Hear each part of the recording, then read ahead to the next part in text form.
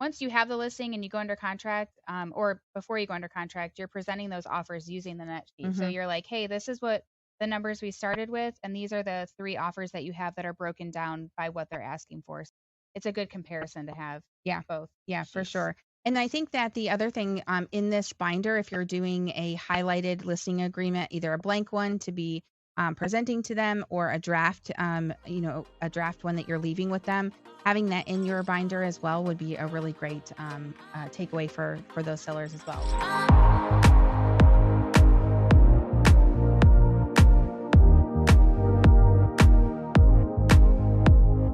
Hey guys, welcome back to Real Estateable, your go-to podcast for raw, real, and relevant information in the real estate world. I'm Ashlee, and I'm here with Tiffany, and we're your hosts. Today, we're going to be talking about listings. Yeah. So from start to finish, the minute that someone presents and says, "Hello, I'm ready to list my house," like what do we do next? We're going to be diving in really from start to finish. Yeah, and we always come up with creative stuff. I feel like if you've been following us for a while, you can tell that we kind of go above and beyond. So we're going to be giving you some of the tips that we use that are things that other agents aren't doing. Yeah. And I also think that really diving into making sure you're setting yourself up for success. So a lot of the work that we do is in the prep before you even sit down with the seller. So giving you really good ideas, tips to really nail the listing appointment and ensure that you get that listing agreement signed. Yeah, so give it a listen. All right. So you have someone that calls and says, "I'm ready to list my house." They send you an email, send you a text message. What is one of the first things that you do? I run to their house immediately with my sign. With a sign. You ready to just put the sign in the yard, claim it for your own. Okay. All right. Well, that's not what I do. Okay. Because we want to be prepped and prepared, ready to make Yes. sure that you're nailing that listing appointment. So a few things I'm asking initially, if they're calling me on the phone, I'm asking, are they interviewing agents? I Hmm. think that this is a huge question that should be asked because you kind of want to know where you're standing. Now, if this is somebody who's already knows, likes, and trusts you, they're probably going to be just interviewing you. Yeah. But if it's just, Joe off the street, I like to ask how many agents are you interviewing. Funny enough, though, I feel like sellers don't always interview multiple agents. Yeah. Sometimes they're just buyers call the people the sign in the yard. Well, and I think too, like posing that question, not necessarily are you interviewing, but have you talked with anybody else about listing your property? Hmm. Like, are you planning on speaking with anyone else? And I agree with you. Like, if it's a repeat client, probably not the correct conversation. But if you're doing some of the I guess producing activities that we've been talking about, that there is a chance that you're getting a warm phone call. If you're sitting on floor duty, if you're doing any type of prospecting, you're probably getting people that you don't know until that phone call comes in. And so I think that would be applicable then if it's a repeat client or someone that out of your sphere that you've been marketing to, probably not as applicable. But I do think that finding out if they are, to kind of set yourself up for success.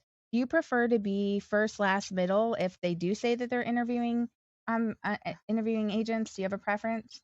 Well, I like to be last Mhm. if I can. I feel like in the COVID market, it was really hard for me to get the last appointment. I don't know why. Yeah, I was gonna say why. I don't know. Yeah. It was just one of those things where, they would be like, "Oh, can you come over at Tuesday at 7?" And I'm like, "Yeah, sure, that works." But then they're like, "We're interviewing somebody else tomorrow." And maybe that was just me not asking the question, but um I try to be last, but if I'm not, I will try to leave the impression of, "Hey, if you speak to another agent, let me know. Let me know where we're different and see, kind of like how I can compare or how I can do some of the things that maybe another agent has promised, kind of Mhm. thing." Yeah, and we're gonna be diving into about leaving that appointment, whether you're first, middle, or last, leaving that appointment with a signed listing agreement too. So, as far as preference for me, I just like to know. I don't really Mhm. have a preference. I think I might have a little bit of a different strategy, but really the strategy overall is securing that listing while you're there. And then really nailing it with follow up. So even Yeah. if they're set on talking with other agents, you can absolutely make that impression that no other agent is doing the effort to follow up with that anyway. So really, I think it's just maybe knowing and not necessarily a preference or being forceful in making sure you're first, middle, or last based off of that. Do you bring a listing agreement with you?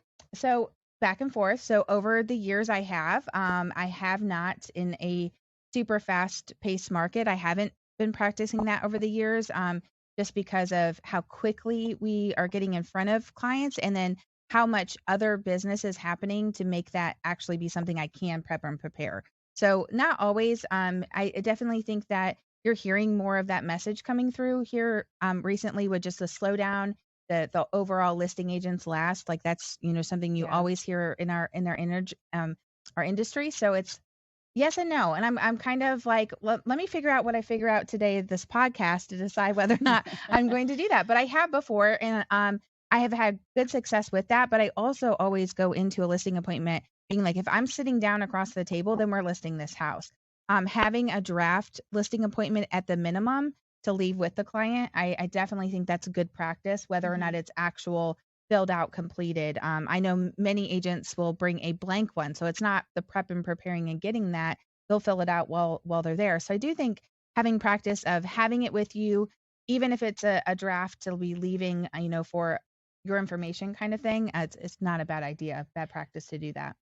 When we were doing the classes at the office, someone for the listing appointment, remember, used to highlight Mm-hmm. the different sections of the listing agreement to Yep. just kind of go over that with their client. I mean, I guess that's a few steps ahead where they're like already committing and being able to explain it, but I just thought of that for some reason where she highlighted the different And sections. I feel like that could be something that could be prepped, like where you could be doing that for honestly, you could be doing it on your computer where it's printed and it's pre-highlighted, or you could be highlighting 20 different listing Mhm. agreements and having them ready to go too. I think that figuring out the system and the flow that you can be as quick to the punch as you can, because we still have all of the other prep to talk about. So it's like making sure you have a system of this is how you're going to do it, and then setting yourself up for success with that. So I mean, highlighting it even when it's not presenting it to be signed might lead into the conversation like, "Hey, I've fully explained it. Here's the details of how we would list this home. Are you comfortable signing at this point?" Well, if you just spent 15 minutes going over it in detail, highlighted, Mhm. etc., they probably do feel comfortable signing it at that point too. Yeah.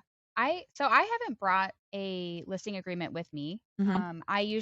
I'll talk them through everything, and then I'm a big fan of using BombBomb, so I will write the listing agreement, whenever I promise it to be by, if it's tomorrow or tonight. And then I'll do that BombBomb video going over line by line, um, over all the details. So then if there's any changes, if they have any questions, they have a video reference and they can reach out to me. Yeah, I think that's pretty realistic to think that you're not gonna actually sit back down with them again to be, signing. I do have and really crazy, I feel like I have a group of non-email user clients right now, bless my soul Yeah. in that, but I think that, giving them the option of being able to sit back down, versus doing the email, but I do think that it gives it a non-pressure, kind of environment that they're able to review it, ask questions, review your video, probably a no fail scenario. I also like BombBomb because for a couple reasons. So you can see if they watched it, how Mhm. much they watched. If they only watched 77%, you know that they didn't get to the end. The other thing I like too is it kind of just it could save my butt one day. Yeah. Like, oh, this was never explained to me. Well, it was. It was explained in this BombBomb, and I have a video. Now that hasn't happened, but I always think in my back of my mind, like, what if I miss something, But I Yeah. have it on record. So, anyway, side note, I'm Yeah. the Bomb Bomb queen. I love Bomb Bomb. Yeah. I think that there's a way to do it, and like I said, just creating a system, Hmm. and then just a system for success, having yourself set up for Yeah. that too. Do you when you're talking with these folks on the phone, like setting up for an appointment, one of my key things that I like to do is talk about, do you have an idea of what you think your home is worth, what you want to get for your home? Is that something that you talk with That your interview for the yes, appointment kind of scenario? that was a game-changing question for Yeah. me during the COVID market because everyone thought their home was worth $1 million. They're interviewing agents, like kind of. based on what the agent could offer, but also a lot of agents were reducing commission to get listings. So if you can get their Zestimate, Yeah. that a Their own wish number, personal yeah, estimate. their personal estimate of what they want for their house or what they think their house is worth. Some people say, I really have no idea. Other people will give you kind of a number, but that kind of sets you up like, okay, I'm working to find comps that maybe support this number, or hey, there's no way that this house is worth this much, and kind of gives you A the ballpark of that. a ballpark Set and you up like, for success so you're yeah, not blindsided. They think it's half a million. You're about to present 200, $200,000 yeah, comps for that too. I also ask about if they've done any updates because I'm hmm going to use historical data, previous MLSs, to kind of see what I'm working with, even though I'm not coming with an exact price.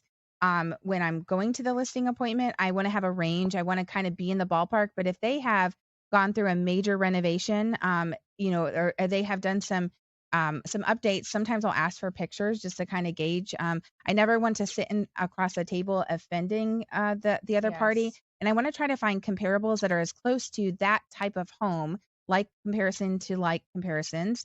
And so I want to try to have as much as that as I can to be as effective as possible while I'm in person with them. So as much as you can be asking, like, what are they expecting? Have you done any updates? Really, I think will help you make best use of your time while you're in person. And if they've done updates and maybe they don't send pictures or things like that, don't feel pressured to give them a price when you're sitting Yeah. across the table, because you could, you know, do your comps on the computer, but then when you get there, maybe the house is like spectacular, or we've been on the other end of the spectrum where the house is not so spectacular.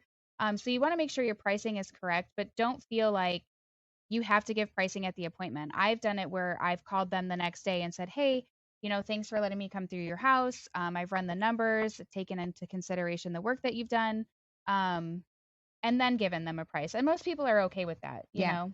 Well, I think you can pivot too. So I would have something, even if it's just a hmm printout of like, this is the neighborhood or this is the 1 mile radius search for that. I think you have something of value to be leaving with them, but absolutely giving yourself freedom. That was one of the lessons I learned very early on is expectation management and making sure that I was not like shooting myself in the foot. As I was learning that lesson, there was a lot of times where I would fold up net proceed Oh, sheets or yeah. I would pull out comparables and say, this is nothing like what I was prepared to present to you. And I think that just, again, backing up and going, okay, what information can I gather before I'm sitting in front of them to know how well I could be actually setting up this appointment as successfully as possible? I think too that, most people, the renovations that they do, or certain things about their home is like maybe one of their favorite features that maybe Mm, not be so trendy right now. hmm Or maybe it's like grandma's house and, you still have the shag carpet, but it's the best carpet ever. And so just kind of noting those things in your phone conversation so that way when you get there, you can be like, oh my gosh, this Your out shag carpet is your shag awesome. carpet is so great. You're right. So just 10 out kind of of, 10. yeah, so you're kind of getting to know and building that rapport before you get there, and kind of knowing what that they love about the home. And you can even ask them, "Hey, what's your favorite part about your house? Yeah. What's one thing that you love that you would not want to change a thing about?" And just I think that question is, what do they call that? Like an interruption question where you Mm. can you're not salesy. Hey, what do you love about your Well, I home? think it's building the relationship and then building the story Mhm. that you plan to sell. We Yeah. talk a lot that stories sell homes, feelings sell homes, and so I think starting that from the first conversation really will help build into that for sure. Would the other thing that I am so big on, I think if any agent asks me, ready to price a home, where are you getting your square footage? How are you measuring a home? Yeah. Knowing that we are not professionals in measuring properties, and knowing some properties might be a length times width ranch style home box that's super easy. And then there's others that is, I don't know what architect actually built this house. Oh my gosh, So, remember Nicole's listing? oh my gosh, I was on vacation or I was sick or something, and I was like, no problem. Ashley, senior agent's going to come be your right hand person, Nicole. No problem. I sent them into like, It was like, I don't even know how to explain it. It was a main level, but then it was like an upstairs with like a room, and then it had like a catwalk, but then it was open over here, and it was just like I literally sat at the table forever at this person's house and was like doing the math over and over and over. And I think I was only off, I mean, You were by really we 200 ended square up feet. getting a professional measurement because she sent this to me and I was like, Ashlee, I was like, I did my best. I did my best. And her best was actually pretty dang good. But I was like, you put way too much effort into a home that we would never take the liability and use Yeah. our measurements. Once I saw what this is, normally walking in, we would be like, yeah, no, peace out. We're going to call in the professional. Well, my brain was like, wow, Tiffany trusts me enough to do this while she's gone. I gotta do it. I gotta do it. We need to replay that scenario again. You'd be like, she trusts me. It's fine. I'm sinking. It's fine. Well, I feel like now it'd be like, Tiffany, you're crazy. You're- Like, no, this is setting me up for failure. Yeah, But that you were like the Katie of Tennessee's Lee at that time, where you're like, this is like such I'm an so honor. honored. Yeah. But So no, nice. honestly, I never felt better being off by 200 square feet Yeah, before in my life. Like, I was like, man, absolutely. I'm really proud of my I wouldn't math. even have tried though. But so we're saying that to say, so back off Oh, of yeah. the square footage conversation. So we want to make sure when you are giving pricing, whether it is before, during, after, whenever you're pricing a home, my huge pet peeve is making sure that you have accurate square footage. One of my favorite ways of doing this, and then this needs to be under your broker guidance, and state by state could be different for sure. So that's our disclaimer, is asking that seller, if I did not help them sell that home, or purchase that home, asking that seller for their prior appraisal, because you will have a measurement of square footage that comes from that appraiser when they actually went to purchase, that we use as a guide. And in the state of Tennessee and Kentucky, we are able to enter that into our MLSs with that disclaimer that is used from a prior appraisal. We found that that's the most accurate. I feel like it's a good liability, kind Yep. of transfer liability.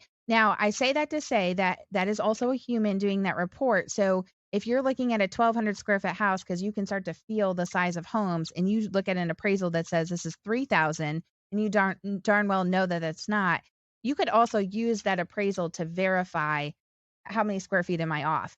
And then always veer to, there are absolute local professionals that Mhm. you can get professional measurements of square footage. That scenario we just talked about, we are like, pump the brakes.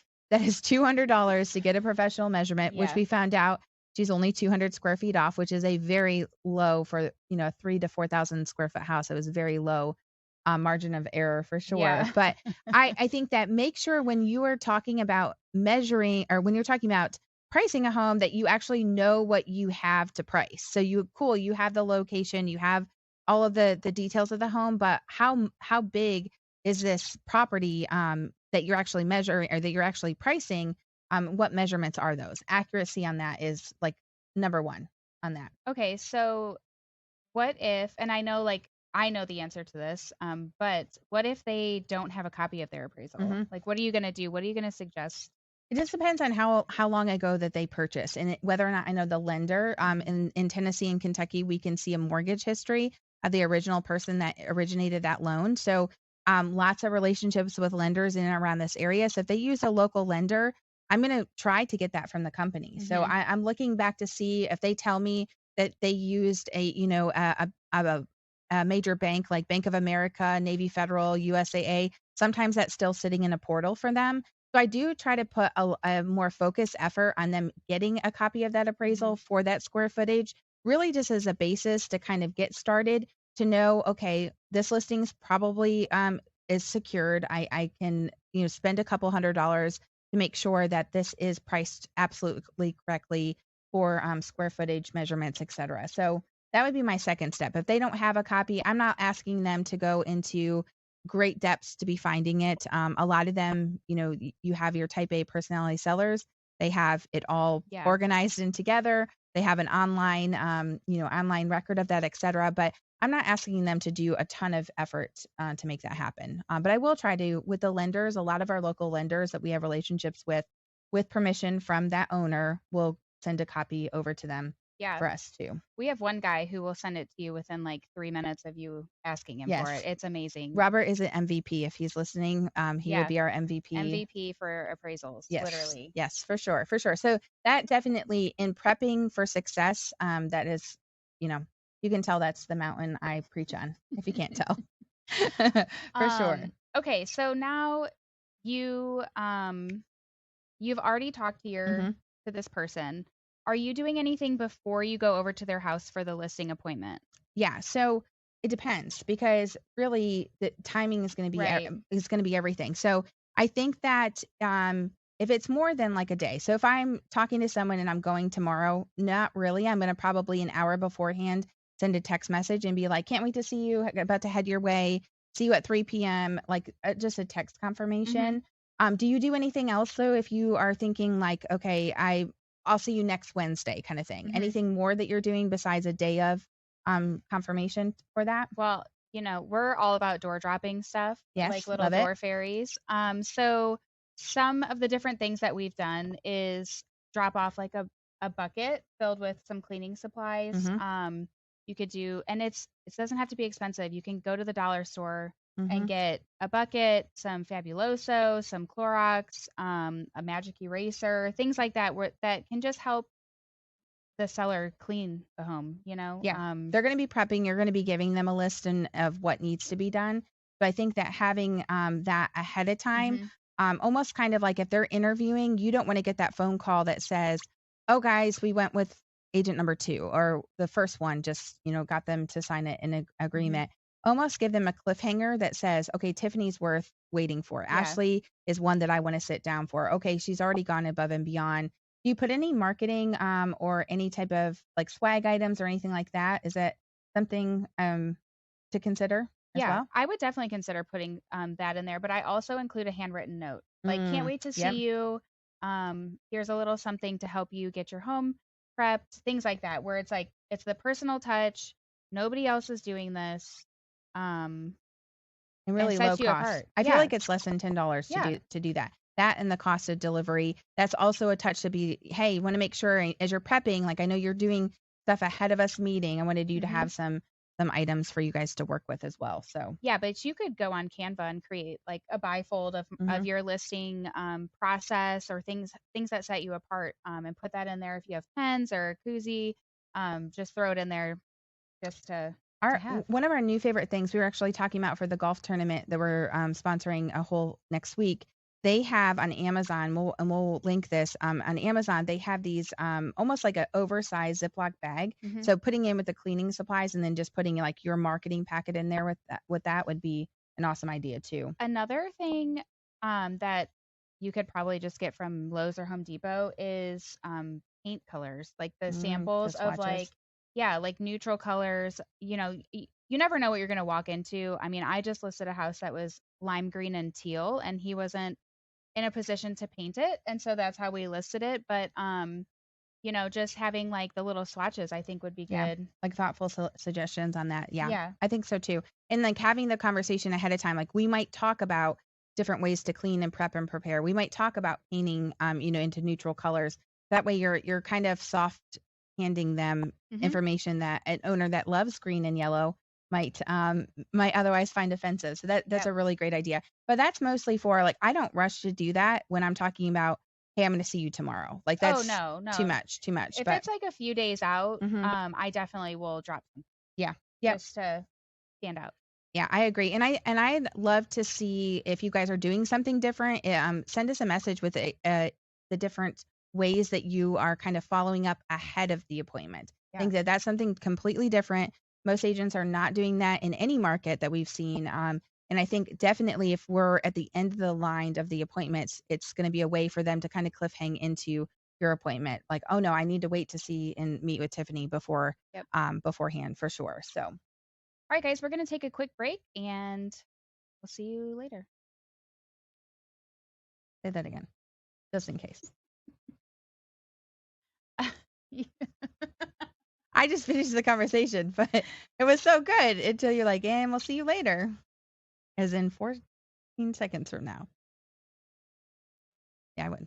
I said that was good, just like, See you after the period. break? Oh. Period, like, just period it. Oh, okay. Alright, guys, we're gonna take a quick break. Welcome back to Real Estateable. We are gonna dive into how are you prepping for the appointment? So you've set up the appointment, you followed up for the appointment, you reminded for the appointment, but what are you doing behind the scenes to make this a successful across the table meeting with your seller, potential seller? Yeah, so once I have asked all the questions. I feel like maybe I have a good feel for the house. I'm going to start looking for those comps. Um, we know that you're pricing the house per square foot. So you have your prior appraisal, hopefully. Mhm. If not, it's going to be kind of hard to price the home. That's one of those times when you might have the pricing for them tomorrow when after you measure at your appointment. But you're definitely running the comps based on what they've told you about the property, and trying to find that price per square foot. So I always like to say like comparisons to like comparisons. And Hmm. I'm talking because they might say Joe down the street, which is a one level home with a basement, did this, this, and this. When you have a 2-story home or a split foyer home, that's not a comparison at all. So when I'm looking, I want to have almost like the presentation of that in mind that I'm going like comparisons. Now, I Hmm. might, as in searching a subdivision in the perfect world of you have a subdivision with lots of comparisons in it, I will print comparisons for the entire neighborhood, but only present the actual ones that are like comparisons. So Hmm. take that into consideration too. And I know every area is going to be different. I know other areas that I have sold, there's not subdivisions. When we go into rural Kentucky, um, good Oh luck with your gosh. life Yeah. with comparables on And that. they're just speaking for Kentucky in general, their MLSs there's a million of them and Yeah. they're all different and they're all like not very user friendly. Yeah. So we have the luxury here. So we should preface this to say we have the luxury for Southern Kentucky all the way down to the Alabama border. A good radius around Nashville Hmm. is all in one MLS. And probably most of you are rolling your eyes right now because I Yeah. know when I practiced in Alabama, you went from town to town to town in different MLSs. And so finding the comparisons was not so cookie cutter. Yeah. I would also say I was talking with Natasha today. She's trying to list a house in your neighborhood actually. And Rude. and she was talking about her RPR report. So that could be a Hmm. basis, and I definitely use that in Kentucky. If you don't have a one-stop shop for an MLS, using the RPR report as a basis to start with, and Yeah. then figuring out where are the discrepancies. So this example that Natasha was talking to me about, they have an in-ground pool in a huge house, like the biggest house in Mm, your neighborhood. And so she's like, "Hey, I can't price this at." I think it was like they were wanting their golden number was 699. She's like, "My golden number is 599. How do I get this to come together?"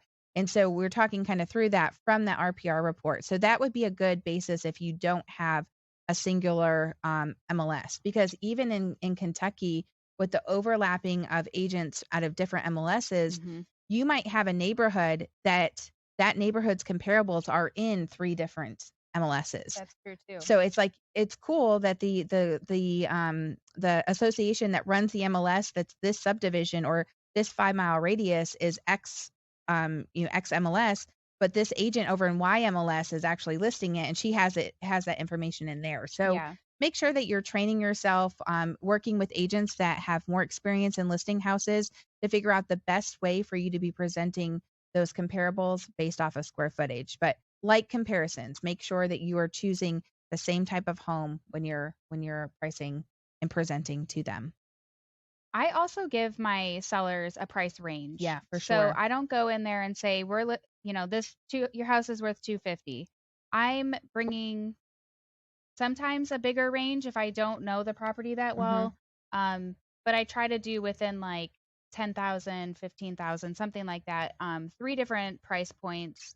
And once I'm in the home and I can kind of see the condition, I can pick either the lower, the middle, or the higher price range, just depending. And sometimes, like you said, I fold up that net sheet and say, nope, I will have some pricing to you tomorrow. Yeah, here's the comparables, but the actual pricing, like Hmm. I need to go back and dig a little bit deeper to find, your unique property condition, Yeah. in a good or a bad. Unique could be either way.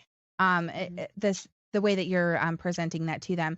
One of the other thoughts too that I was thinking of is when you don't have square footage, you really only are presenting comps. You're only Right. bringing comps with you. You're going off of prior MLS listings, tax records, what they might think that their property is worth.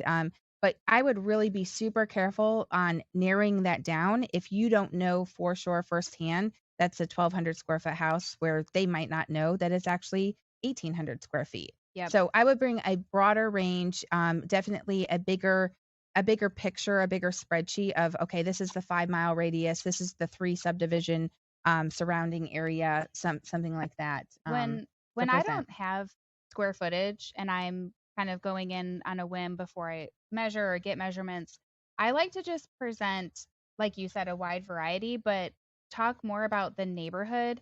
Hey, homes in your neighborhood are have been selling after 12 days on the market. They're selling Good for point. 101% of the list price.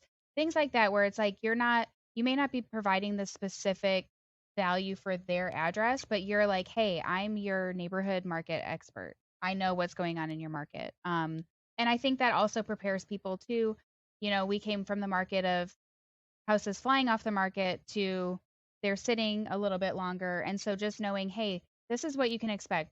It's taking 12 days for homes in your market to sell. Could be more, could be less, but don't worry if you don't get an offer on day one. Yeah, absolutely. And I also think that the other thing too is I'll use the saying like I never want to leave any money on the table for Yeah. you. So kind of waiting for that to make sure I do not leave any money on the table for you. I don't want to overprice where we're having to backtrack and it's taking longer and really is soliciting for lower offers because Yeah. we're getting too aggressive and too high in the expectations. So I always talk about don't want to leave money on the table. And that has to do with strategically expert pricing approach versus it being too over aggressive or I mean I guess too submissive in the pricing approach too. Yeah. What do you bring when you go to the listing appointment? You're bringing your comps. What else are you bringing? Yeah, so we have done several things over the years. So Mhm. our company provides a through a program called Cloud CMA, a program called Cloud CMA. Our company provides that. We have MLS, different ways that MLS presents uh, listing presentations as well. We've done them in bound books. Right now, currently, we're using a binder that's tabbed out into different uh, uh, presentation tabs, I guess you could Sections, say. yeah. Yeah. One of the biggest things that we pride ourselves on as a team is talking about the difference. Like, what is the difference in working with you? And I think that that's specific to a UVP for us as a team, for individuals within our team, et cetera. But each person has a difference in working with them. You're not built the same. You're not running the same business as, Sally up the street or Don down in downtown. Like you're running a different business. So having some way to present that this is the difference of what you're going to get with working with me would be key. So one of the tabs that we have is the difference in working with us. We provide different moving vendors, like when you're preparing your house, like the list of what you should be Mhm. doing to prepare the house. What else do we have in there? I was going to speak on the difference. If Okay, you sorry. if you are struggling to figure out like how you're different. So for example, we are in a military town, so there's not that many people who are from here. Like Mm-hmm. I mean there's a lot of people here. But like we had a girl on team and she was actually from Clarksville and so like her uniqueness was I'm your hometown girl. I am from here. I was born and raised. My family's here, Which was a unique thing which was a to be unique present thing that. Yep. because everybody on our team is essentially not from here. Yeah. All transplants in one way or the other, Yeah, military or not. Yep. yeah. So it doesn't have to be like I'm gonna sell your house for top dollar. Like that's not your uniqueness. Think about something a little bit deeper of what actually makes you unique and not just photography or things like that where it's unique. Yeah, yeah, where it's actually different. Yeah, Yeah. I agree. It doesn't have to be like the sales part of that Mhm. too. Kind of still going back to presenting the story too. So, Kind of like um, I'm from Chicago. No, I'm just kidding. kind of like she's not actually from Chicago.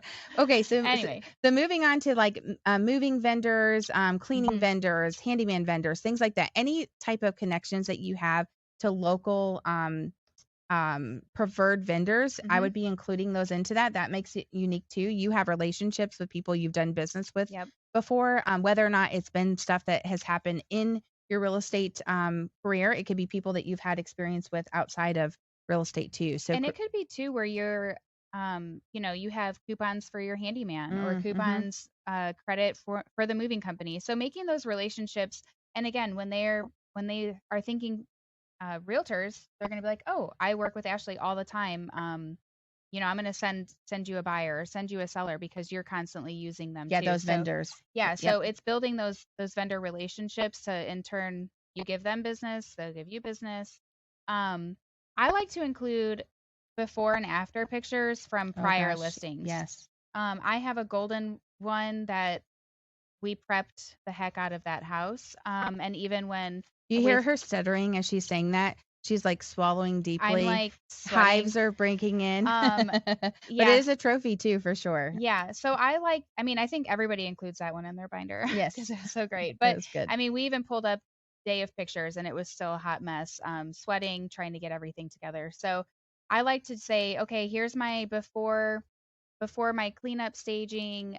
Here's a cell phone picture. This is what it looked like before. And then, oh wow, here's our staged perfection professional photography Yep. bright photos. So it kind of gives you what you can expect. Well, and I think a checklist too is they're going to be consuming so much information from you. Hmm. We go room by room and prepping and preparing the house for photography. We talk about preparing for photography, then preparing for showings, then preparing for the appraiser, just through that whole process. And so when you're talking with them, that's a lot of information that they're getting across the room. Yeah. So having a checklist that goes along with kind of not necessarily it's a pre-formatted checklist, but not necessarily their exact to-do list.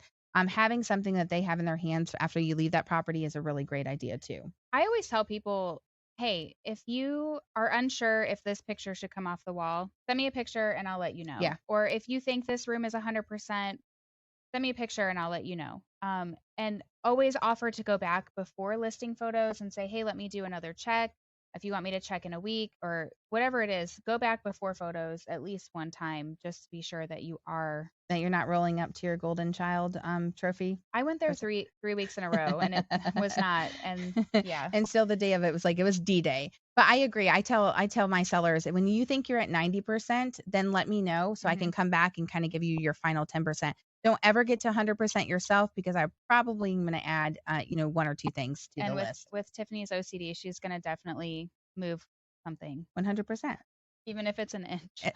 A quarter inch would also be Oh applicable. my gosh. Applicable for sure. I like to also provide some marketing from like past open houses. We Mhm. talked before about like theming your open house and things like that. So I like to do the open house flyers, a listing flyer example, just so they know that we're using creative marketing, whether that's using Canva or hiring it out. It's not just your basic cookie cutter company marketing. It's custom to your home and it's custom to us as a personality. Yeah. No, I agree on that too. Also a showing checklist would be another really great Hmm. idea. Like, okay, you have a showing coming up. What should you be thinking about when you're going into panic mode that, oh my God, you have a showing? Yeah. What should you be packing away? What's good to be able to be left out, etc. So a showing checklist would be another thing, all easily creatable on Canva We as well. even did for a while we're doing those plastic bins where like the Hmm. things like keys and like stuff that come pile up on your entryway table or your counter, you could kind of just like take your arm and slide it into this Yep. bin and throw it in a cabinet.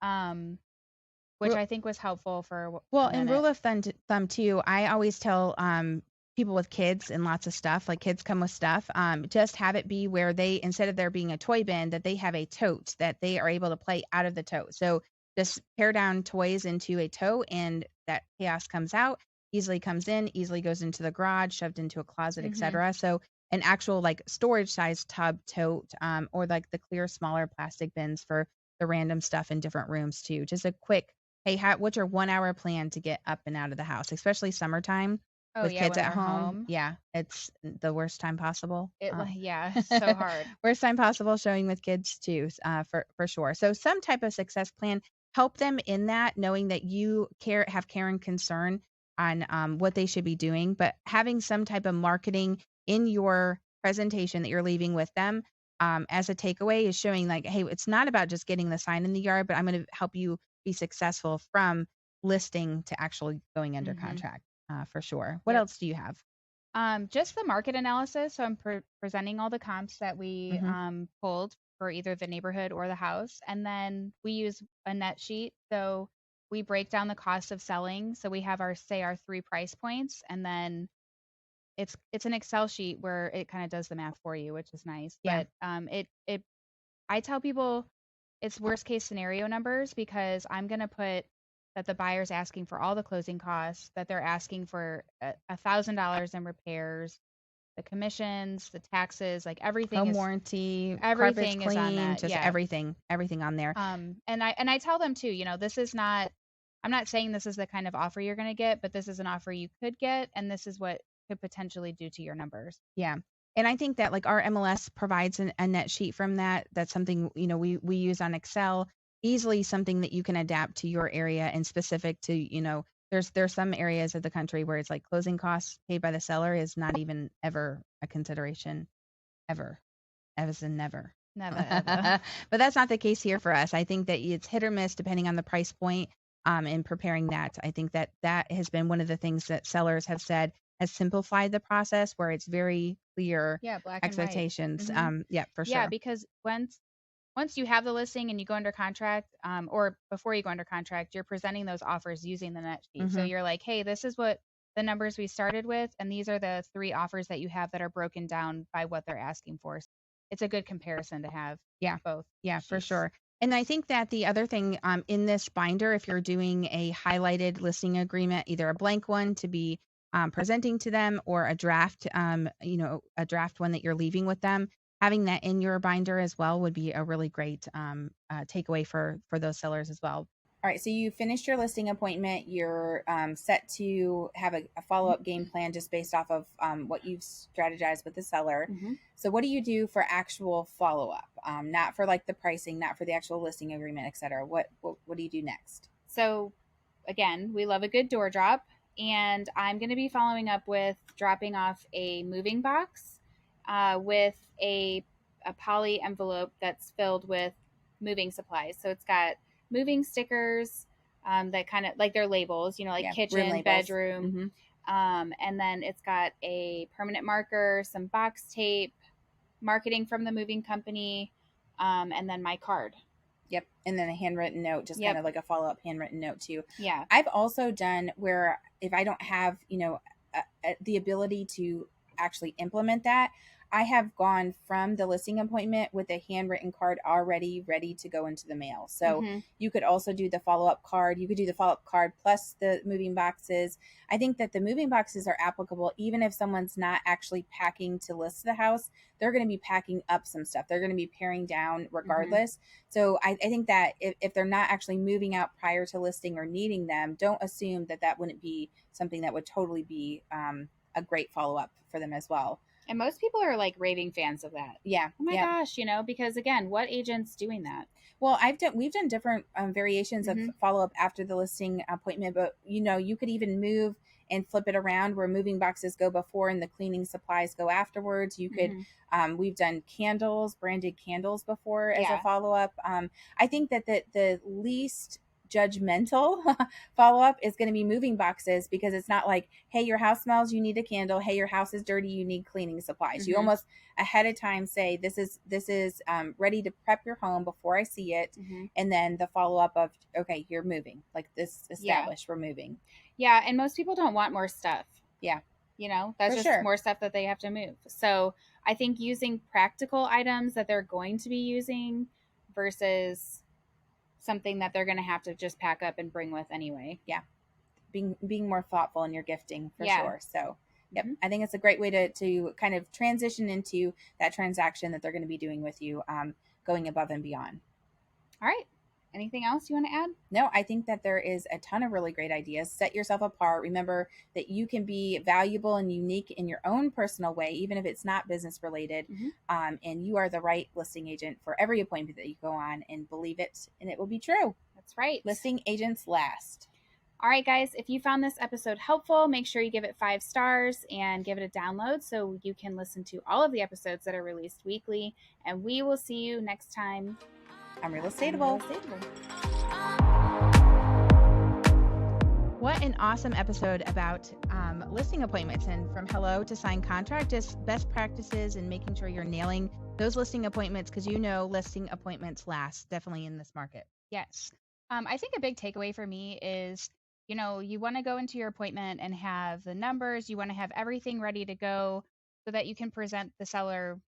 Every seller starts the appointment, they want a number. They want you to know everything and have everything ready to go. But sometimes if you don't know the house, I think it's so important to just provide value of the neighborhood like figure out how many days the houses have been taking to go under contract, things like that, where you can still provide value while you're in front of their face, but then you can go back and say, okay, now that I've seen your home, I can give you XYZ for price per square foot. I also think that being in good practice of making sure that you know what their expectations are going into that appointment. So during the appointment phone call, pre-appointment phone call, asking them what are they expecting to get when they're listing their home? What is their expectation for a listing price? And knowing that so that you're not sitting across the table and kind of being blindsided, you're setting yourself up for success, knowing how you have to pivot and really putting yourself as the neighborhood expert is going to really nail that listing appointment from start to finish. Yeah. So if you guys found this helpful, please share it with a friend, give us a 5-star review, and we will see you next time on Real Estateable.